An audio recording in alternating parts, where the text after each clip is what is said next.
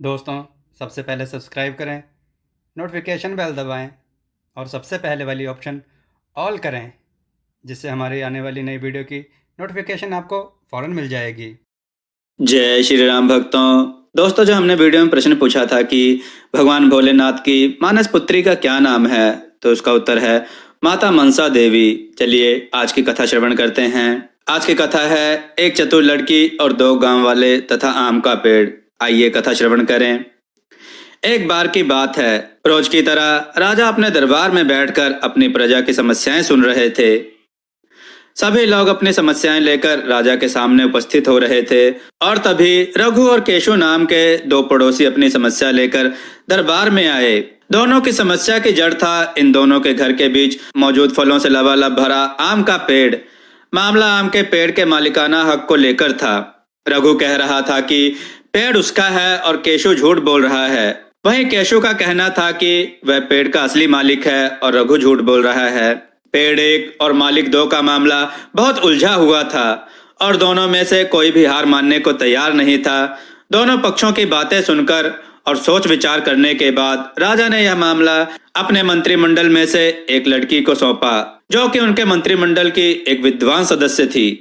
मामले को सुलझाने और सच्चाई का पता लगाने के लिए उस लड़की ने एक नाटक रचा।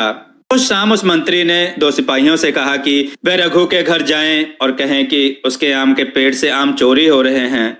उन्होंने दो सिपाहियों को केशु के घर जाकर भी यही संदेश देने को कहा।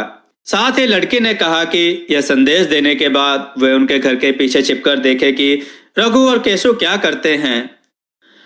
लड़की ने यह भी कहा कि रघु और केशु को पता नहीं लगना चाहिए कि तुम उनके घर आम की चोरी की सूचना लेकर जा रहे हो।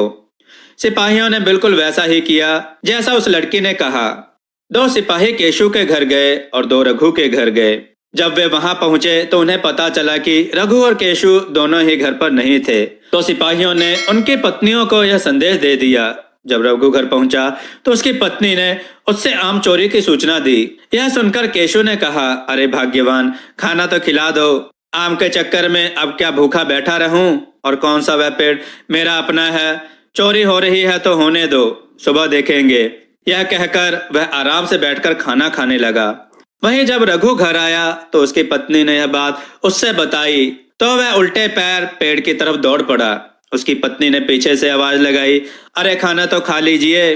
जिस पर रघु ने कहा, खाना तो सुबह भी खा सकता हूँ, लेकिन अगर आज आम चोरी हो गए तो मेरे पूरे साल की मेहनत पर पानी फिर जाएगा। सिपाहियों ने दोनों के घर के बाहर छिपकर यह सारा नजारा देखा और वापस दरबार जाकर उस लड़की को बताया। अगले दिन दोनों फिर दरबार में उपस्थित हुए। उन दोनों के सामने लड़की ने राजा से कहा, महाराज, सारी समस्या की जड़ वह पेड़ है। क्यों ना हम वो पेड़ ही कटवा दें? ना रहेगा बांस, ना बजेगी बांसुरी। राजा ने इस बारे में रघु और केशु से पूछा, इस बारे में आप दोनों का क्या ख्याल है? इस पर केशु ने कहा, महाराज, आपका राज्य है, आप जैसा कहेंगे मैं उसे चुपचाप स्वीकार कर लूंगा।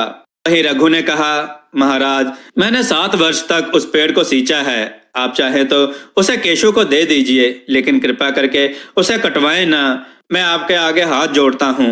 उन दोनों की बातें सुनकर राजा ने उस लड़की की तरफ देखा और कहा, अब आपका क्या कहना है मंत्रीवर? इसके बाद लड़की ने राजा को बीती रात का किस्सा सुनाया और मुस्कुराते हुए कहा, महाराज, पेड़ एक और मालिक दो, ऐसा कैसे हो सकता है?